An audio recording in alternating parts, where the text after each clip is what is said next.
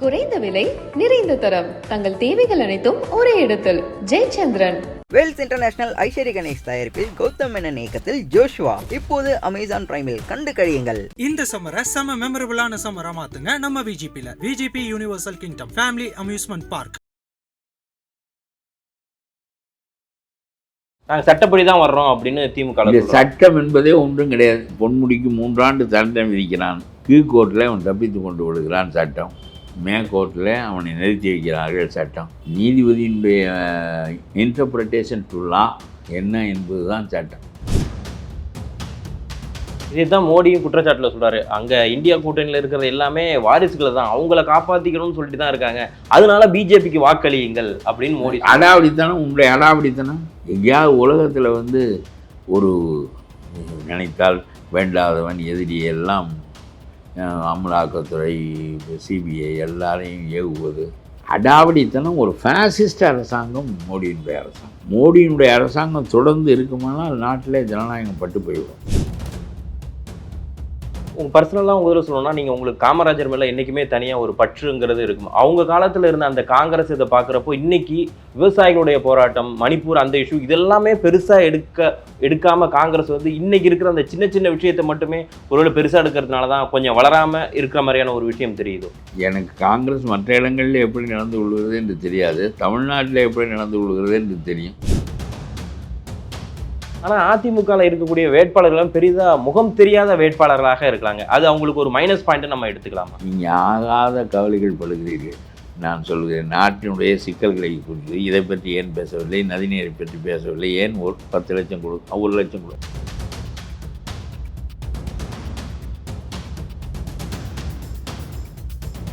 IBC தமிழர்களுக்கு வணக்கம். தேர்தல் களம் பரபரப்பாக இருக்கக்கூடிய இந்த நிலையில் நம்முடைய தமிழ்நாடு தன்னுரிமை கழகத்தினுடைய தலைவர் பழ கருப்பையா அவர்கள் நம்முடைய இணைஞ்சிருக்காங்க. ஐயா வணக்கம். நீட்டுனால நிறைய ஸ்டூடெண்ட் இறக்குறாங்க அப்படின்னு சொல்லி அவங்க கையெழுத்து இயக்கம்லாம் அதனால் நடத்துது. அதெல்லாம் ஃப்ராடு. நான் சொல்லுகிறேன், ஒரு பெண் இறந்தாள். இந்தியாவிலேயே நீட்டில் ஒரு தமிழ் பெண் தான் 1ஆவதாக 2ஆவதாக 2 பேர் வந்தார்கள். ஒரு பெண் தேர்ச்சி அடைய முடியவில்லை என்று இறக்கிறாள். இன்னும் 2 பேர் 1ஆவதாக, இந்தியாவுக்கே 1ஆவதாக 2ஆவதாக வருகிறார்கள் என்றால் இந்த நீட்டை தூக்கி விழுங்குவதற்கு ஆற்றல் உள்ள பெண்களும் இங்கே இருக்கிறார்கள் என்று பொருள். ஆனால் அதல்ல, நான் நீட் என்று அல்ல, எதுவாக இருந்தாலும் மாநிலங்கள் நடத்த வேண்டிய வேலைகளை மாநிலங்கள் தான் நடத்த வேண்டும் என்ற கருத்துடையவன் நான். கல்வியும் மருத்துவமும் மாநிலங்கள் கையிலே இருக்க வேண்டும். ஆனால் ஸ்டாலின் நீட்டை வெறுப்பதற்கு காரணம் 1000 கோடி ரூபாய் சந்தை பறிபோய்விட்டது என்பதனால்தான். நான் சொல்லுகிறேன், நீ அவ்வளவு அறிவுடையவனாக இருந்தால் மொத்தம் 10,000 இடங்கள் தான் இருக்கின்றன மருத்துவக் கல்லூரியில். தனியார் அரசு எல்லாம் சேர்ந்து இந்த எடப்பாடியாவது ஒரு 7.5% அரசு பள்ளி மாணவர்களுக்கு கொடுத்தார். அது ஒரு பெரிய சாதனை தான். அதனால இன்றைக்கு 400-500 பேர் அரசு பள்ளி மாணவர்கள் படிக்கிறார்கள், ஒதுக்கி கொடுத்து படிக்கிறார்கள். நீ ஒன்றும் செய்யவில்லை. நமக்கு வருமானம் போய்விட்டது என்பதுதான் நம்முடைய கவலை. 10,000 இடம்தான், 1.5 லட்சம் பேர் தேர்வு எழுதுகிறார்கள். வெற்றி பெற்று வருகிறவர்களில் 10,000 பேர் போக மீதம் பூரா வெளியே தான் இருக்கிறார்கள். நான் சொல்லுகிறேன், உனக்கு அவ்வளவுக்கு அறிவு இருந்தால், அறிவுடைய அரசாக உன்னுடைய அரசு இருந்தால், இங்கே 30,000-40,000 பேருக்கு மேல் இடம் பெற முடியாமல் தவிக்கிறார்கள். அவர்களெல்லாம் சீனாவுக்கு போகட்டும், ஜெர்மனிக்கு போகட்டும், ருஷ்யாவுக்கு போகட்டும், உக்ரைனுக்கு போகட்டும், எங்கேயோ போய் படிக்கட்டும். அவர்கள் போவதற்கு தயாராக இருக்கிறார்கள், சொந்த பணத்திலே போகிறார்கள். அப்படி நிறைய, அதையும் எளிதாக இங்கே திரும்ப வரும்போது 5 ஆண்டுகள் படித்து விட்டு வரும்போது நீ தேர்வு வைக்கிறேன், அது வைக்கிறேன், இது வைக்கிறேன்னு சொல்லி அவர்களை தடைப்படுத்துகிறார். இங்கே உள்ள கல்லூரிகளுக்குள்ள மதிப்பை காப்பாற்றிக் கொள்வதற்காக உன்னை விட இன்னும் கூடுதல் கல்வியை சீனாவில் கொடுப்பான். நம்மை விட வளர்ச்சி அடைந்தவன் அவன். ஜெர்மானியன் மிக வளர்ச்சி அடைந்தவன். எங்கு வேண்டுமானால் உலகத்தின் எந்த பகுதிக்கோ இங்கே வா. என்னிடம் பணம் இல்லை, நான் ஒரு கடன்காரன், 8 லட்சம் கடன் வைத்திருக்கிறேன், என்னால் புதிதாக கல்லூரி கட்ட முடியாது, வரி வசூல் பண்ணுவதில் பாதியை நாங்கள் சுரண்டியது போக மீதியைத்தான் நமக்கு கொடுக்க முடியும்.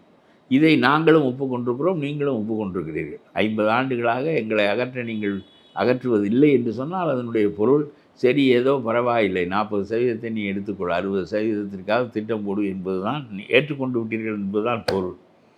ஆகவே இப்பொழுது என்ன சொல்ல வேண்டும், என்னால் போதுமான கல்லூரி கட்ட முடியாது, எந்த நாட்டுக்கு வேண்டுமானாலும் படியுங்கள். திரும்ப நீங்கள் இங்கே சீனாவிலே இருக்கிற கல்வியோடு உன்னுடைய கல்வி கூடுதலோ, ஜெர்மனியோடு உன்னுடைய கல்வி கூடுதலோ, அவன் இங்கே மருத்துவனாக பணியாற்றுவதற்கு என்ன தடை? அதை எதற்காக இழுத்து பிடிக்கிறீர்கள் என்னுடைய கழுத்தை? பிறகு அவன் போராடி அது செய்து இது செய்து வேறு ஏதோ டெஸ்டெல்லாம் எழுதி உங்களுக்கு எந்த ஒன்றும் நோக்கம். நீங்கள் ஒரு கார்ப்பரேட் நிறுவனம், ஒரு கொள்ளை கூட்டம். அவரவர் தகுதி இருந்தால் பிஎஸ்சி வீரப்பாவுக்கு அலிபாபா 40 திருடர்களிலும் பிஎஸ்சி வீரப்பாவுடைய பங்கு கூடுதல், கடைசி கொள்ளைக்காரனுடைய பங்கு குறைவு. ஆனால் எல்லாருக்கும் பங்குண்டு. இதுதான் இவருடைய அரசியல் தத்துவம். வேறு எதற்காகவும் இவர்கள் ஆட்சிக்கு வர விரும்புவதில்லை. தெளிவாக தெரிந்து இந்த மக்கள் வாக்களிக்கிறார்கள். நீங்கள் ரொம்ப எனக்கு அது கவலையாக இருக்கிறது. செந்தில் பாலாஜி சிறையிலேயே இருக்கிறார். பொன்முடி 3 ஆண்டு தண்டனை பெற்றிருக்கிறார். அப்புறம் இன்னும் பல மந்திரிகள், தங்கர் தென்னரசு, ஐ பெரியசாமி, கே சசா, ராமச்சந்திரன், ஏகப்பட்ட மந்திரிகள் வரிசையில் இருக்கிறார்கள் சிறைக்கு போவதற்கு. இவ்வளவு பேரையும் ஊழலாக மந்திரி சபையிலே 3/4 பேரை ஊழலாக வைத்துக்கொண்டு, தண்டனைக்குரிய கைதிகளாக வைத்துக்கொண்டு, ஆனால் அவர்களை மந்திரியாக வைப்பேன், கொஞ்சம் தண்டனையை நிறுத்தி வைத்தால் போதும், பொன்முடியும் மறுபடியும் மந்திரியாக ஆக்கி விடுவார். ஏனென்றால் மீதி அடிப்பதற்கு. இந்த கோர்ட்டும் இருக்கிறானே, ஐயோ, 3 ஆண்டுகள் தண்டனை கொடுத்து தொலைத்தவனை மறுபடியும் உள்ளே அனுப்பி தொலைக்காமல் அவன் அதை கொஞ்ச நாள் நிறுத்தி வைக்க வேண்டியது. இந்த சட்டம் என்பது சும்மா, இது நம்மோட சட்டம் நீதியே கிடையாது. இல்லை, அதே கோர்ட்டு தானே இப்போ வந்து பொன்முடிக்குமே அவங்க சொல்லியிருந்தாங்க. கவர்னர் வந்து நிறுத்தி வச்சுருந்தப்போ இல்லை கவர்னர் தலையிடக்கூடாது அப்படின்னு. நீதிமன்றம் ஒருவேளை அவங்களுக்கு சாதகமான இது இருக்கிறதுனால தானே நாங்கள் சட்டப்படி தான் வர்றோம் அப்படின்னு திமுக. சட்டம் என்பதே ஒன்றும் கிடையாது. ஒரு பொன்முடிக்கு 3 ஆண்டு தண்டனை விதிக்கிறான். கீழ் கோர்ட்டில் அவன் தப்பித்து கொண்டு விடுகிறான் சட்டம். மே கோர்ட்டில் அவனை நிறுத்தி வைக்கிறார்கள் சட்டம். நீதிபதியினுடைய இன்டர்பிரிட்டேஷன் டு லா என்ன என்பது தான் சட்டம். ஒன்றும் இதுக்கு எத்தனையோ சுப்ரீம் கோர்ட்டு தீர்ப்பை காட்டுவார்கள், இத்தனாவது பிரிவுப்படி என்பார்கள். நான் இதெல்லாம் பார்த்து விட்டேன் என்னுடைய வாழ்நாளில். அதெல்லாம் எல்லாம் ஜெயலலிதா கீழ்கோர்ட்டு, நடுக்கோர்ட்டு, 3 எல்லா கோர்ட்டுகளும் வேறுபடுகின்றன. ஆகவே கீழ்கோர்ட்டுகளும் கோர்ட்டுகளாகவே இல்லை. அதிலெல்லாம் நம்முடைய மந்திரிகளை தண்டிக்கக்கூடிய வலிமை கீழ்கோர்ட் நீதிபதிகளெல்லாம் கிடையவே கிடையாது. 1-2 நீதிபதிகள் ஹைகோர்ட்டுகளில் இருக்கிறார்கள், சுப்ரீம் கோர்ட்டுகளில் இருக்கிறார்கள் என்பதை தவிர ஒன்றில் இவ்வளவு மந்திரிகளும் வரிசை கட்டி சிறைக்கு போவதற்கு நிற்கிறார்கள். இவர்களுடைய ஆட்சி நடைபெறுகிறது. இந்த ஆட்சியை அகற்ற வேண்டும் என்கின்ற சொரணை மக்களுக்கு இல்லை. ஏனென்றால் இவனும் அப்படித்தான் இருக்கின்றான், அவனும் அப்படித்தான் இருக்கின்றான், எவனும் அப்படித்தான் இருக்கின்றான் என்கின்ற எண்ணம் இருக்கிற காரணத்தினாலே ஜனநாயகம் இந்தியாவில் முற்றாக தோற்று போய்விட்டது என்பதுதான் என்னுடைய எண்ணம்.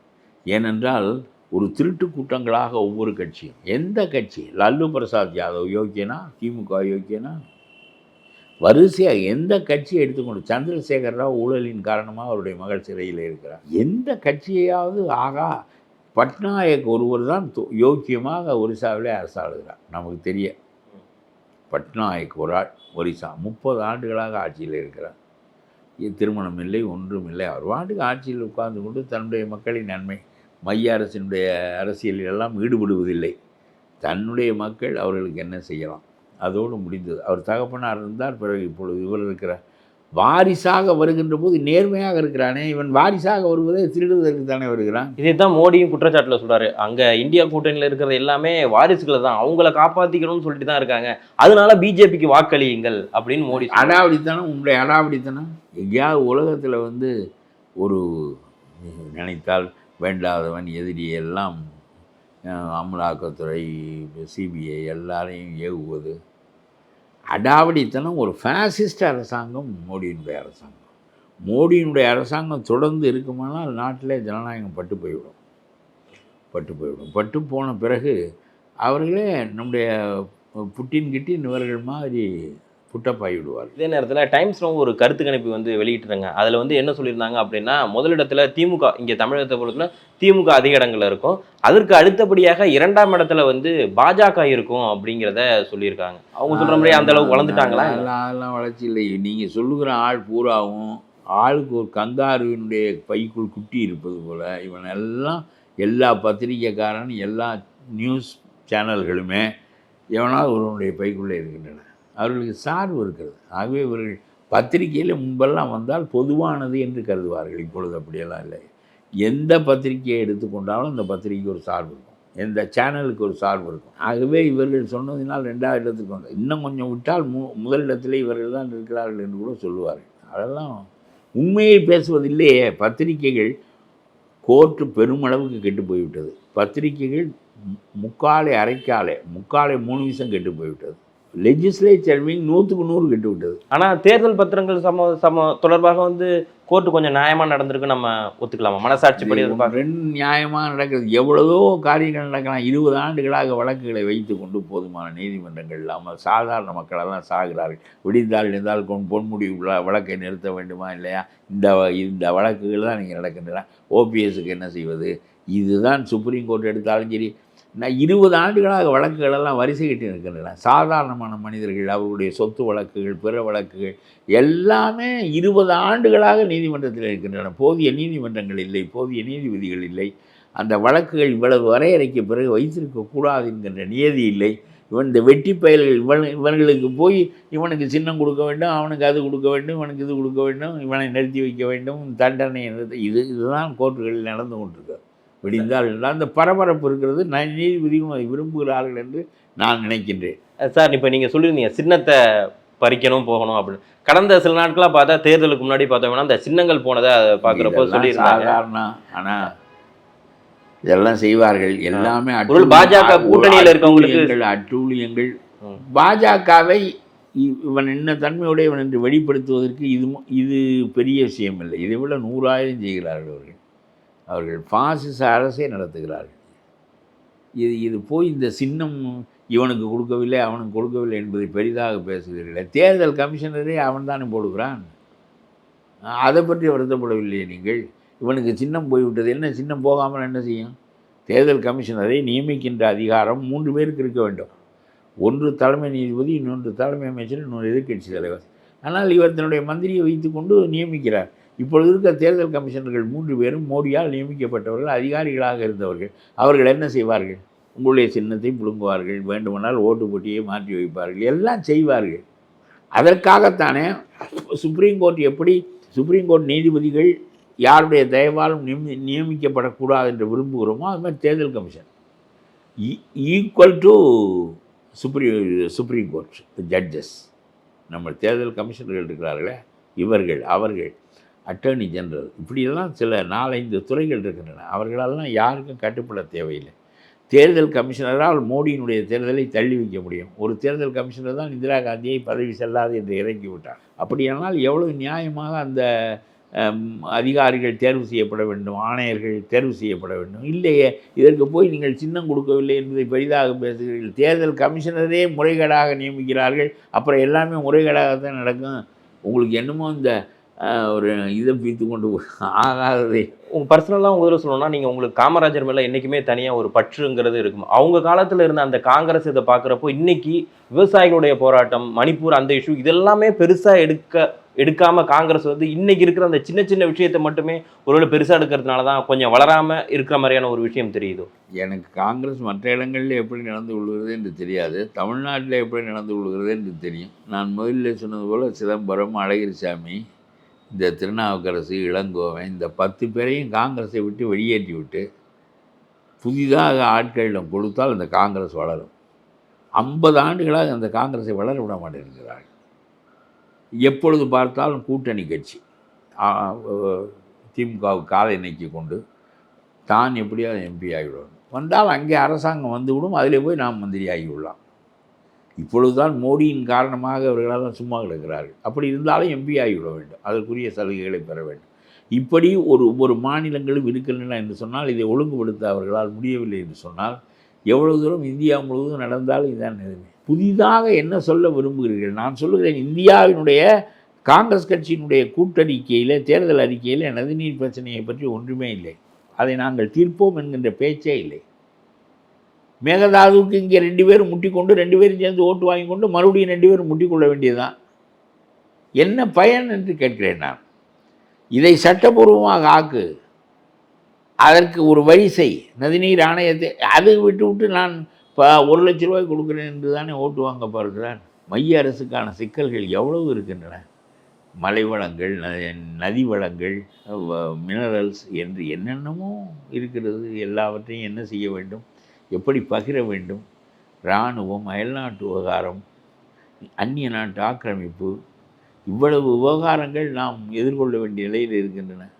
அதையெல்லாம் விட்டு நான் உனக்கு 1,00,000 ரூபாய் தருகிறேன் என்று சொல்லி எப்படியாவது வேறு வழியாக வாக்கு பெற முடியவில்லை. ஸோ இந்த அறிக்கையை வச்சுட்டு தமிழகத்துலேயும் இதை வச்சுட்டு அவங்களால வெற்றி பெற முடியும்னு நினைக்கிறீங்களா? தமிழகத்தில் இங்கே ஒரு ஏன்னா செல்வ பெருந்தகை புதுசாக வந்திருக்காரு, அவரும் ஒரு 10 சீட்டு அந்த இதில் கேட்டிருக்காரு. ஐயோ, இந்த வரிசையில் செல்வ பெருந்தகை ஒரு நாட்டம் பிடித்த வரிசை. இந்த நாட்டம் பிடித்த வரிசையில் அவர் ஒரு ஆள். ஒரு நல்ல ஆளை நான் இந்த காங்கிரஸில் பார்க்கவில்லை. இப்போ சசிகாந்த் செந்தில் எல்லாரும் கொஞ்சம் புதுசாக இருக்கிற மாதிரி எல்லாருமே நாங்கள் அறிமுகப்படுத்தியிருக்கோம் அப்படிங்கிற மாதிரி சொல்கிறாங்களே அவங்களுமே. ஸோ தெரியல, தலைமைக்கு வரவில்லை, எனக்கு அவர்களை தெரியவில்லை. அவர்கள் என்ன செய்வார்கள் என்பது எனக்கு தெரியவில்லை. ஒரு புதிய சிந்தனை இல்லை, ஒரு புதிய பார்வை இல்லை. சும்மா வந்து நேரே போய் எம்பியாக இறங்கினால் என்ன புதிய கருத்து வைப்பாய்? திராவிட இயக்கத்திற்கு மாற்றாக மீண்டும் காங்கிரஸ் பழைய நிலையை பெற வேண்டும் என்கின்ற எண்ணமே உங்களுக்கு கிடையாது. இன்னமும் 8 இடம் தரவா 7 இடம் தரவா என்று அதிமுகவை காட்டித்தானே நீங்கள் 10 இடம் வாங்க முடிந்தது. அதிமுக அழைப்பு விடவில்லை என்று சொன்னால் உங்களுக்கு 5 இடம் தான் கிடைக்கும். சார், ஆனால் அதிமுகவில் இருக்கக்கூடிய வேட்பாளர்களும் பெரிதாக முகம் தெரியாத வேட்பாளர்களாக இருக்கிறாங்க. அது அவங்களுக்கு ஒரு மைனஸ் பாயிண்ட்டை நம்ம எடுத்துக்கலாமா? ஏன்னா வேட்பாளர்கள் இப்போ அவங்க மக்களுக்கு பரிச்சயமானவர்களாக இருக்கணும். நீங்கள் ஆகாத கவலைகள் படுகிறீர்கள். நான் சொல்கிறேன், நாட்டினுடைய சிக்கல்களை குறித்து இதை பற்றி ஏன் பேசவில்லை, நதிநீரை பற்றி பேசவில்லை, ஏன் 10 லட்சம் கொடு 1 லட்சம் கொடு, இதெல்லாம் பேசுவது என்பது பொருளுடையது. அவன் தெரியாத ஆளை போட்டால் அவன் அடிபட்டு போகிறான், தெரிந்த ஆளை போட்டால் ஏதோ ஒன்று, அது அவன் கவலை. அது என்ன அவன் கவலை? அது யாரை போட வேண்டும், எப்படி வெல்ல வேண்டும் என்ற அந்த அறிவு அவனுக்கு இல்லை என்றால் அவன் அழிந்து தொலையட்டும். நடைமுறையிலிருந்து தெரிந்து கொள்ள வேண்டிய விதமாக தெரிந்து கொண்டு யோக்கியனை முன்வைக்க வேண்டும். ஆவண்ண ராஜாவை திரும்ப முன்வைக்கிறார்களே, தோற்பார்கள் என்று அவர்கள் கருதவில்லையே, நாம் பயப்படுவோமே. இருப்பவன் பூராவும் ஆவண்ண ராஜாவாக தான் இருக்கிறான். எங்களை அப்படித்தான் ஏற்றுக்கொள்ள வேண்டும். ஏனென்றால் நாட்டிலே பெரிய கட்சியாக இருக்கின்றவன் மட்டும்தான் அரசியலில் நிலை பெற முடியும். நாங்கள் பெரிய கட்சி, கேடர் ஸ்ட்ரென்த் இருக்கிறது, எங்களிடம் பல 1000 கோடி பணம் இருக்கிறது. இறக்கி எங்களால் எதுவும் செய்ய முடியும், உங்களால் ஒன்றுமே செய்ய முடியாது. நீங்கள் பேசிக்கொண்டே இருக்க வேண்டியதுதான். ஆகவே இந்த முறையை ஏற்றுக்கொள்ளுங்கள் என்று 50 ஆண்டுகளாக ஊழலை வாழ்வின் ஒரு முறையாக ஏற்றுக்கொள்ளும்படி 2 திராவிட இயக்கங்களுமே செய்துவிட்டன. இதில் ரொம்ப கடுமையாக திமுக சென்ட்ரல் கவர்மெண்ட்டிலும் போய் அடிப்பார்கள். சேது சமுத்திர திட்டம் போட்டாலும் அடிப்பார்கள், 2G வைத்தாலும் அடிப்பார்கள். இப்போ காங்கிரஸ் ஆட்சிக்கு வந்தால் 6G வரப்போகிறது. ஆனந்த் ராஜா ரெடியாக இருக்கிறார். ஸோ ரொம்ப நன்றி சார். ஏன்னா நிகழ்ச்சியில் இணைந்து இந்த தேர்தல் பற்றியும் கடந்த முறை காங்கிரஸோட இருந்தாலும் இப்போ இருக்கிறதுல என்ன மாதிரியான மைனஸ் எல்லாம் அவங்ககிட்ட இருக்குது அப்படிங்கிறதையும் சொன்னீங்க. நிகழ்ச்சியில் இணைந்து உங்களுடைய கருத்துக்கள் வழங்கி மிக்க நன்றி சார். சரி. குறைந்த விலை நிறைந்த தரம் தங்கள் தேவைகள் அனைத்தும் ஒரே இடத்தில். ஜெயச்சந்திரன். வேல்ஸ் இன்டர்நேஷனல் ஐஸ்வர்ய கணேஷ் தயாரிப்பில் கௌதம் மேனன் இயக்கத்தில் ஜோஷுவா இப்போது அமேசான் பிரைமில் கண்டு கழியுங்கள். இந்த சம்மரை செம மெமரபிளான சம்மரா மாத்துங்க நம்ம விஜிபியில். VGP Universal Kingdom family amusement park.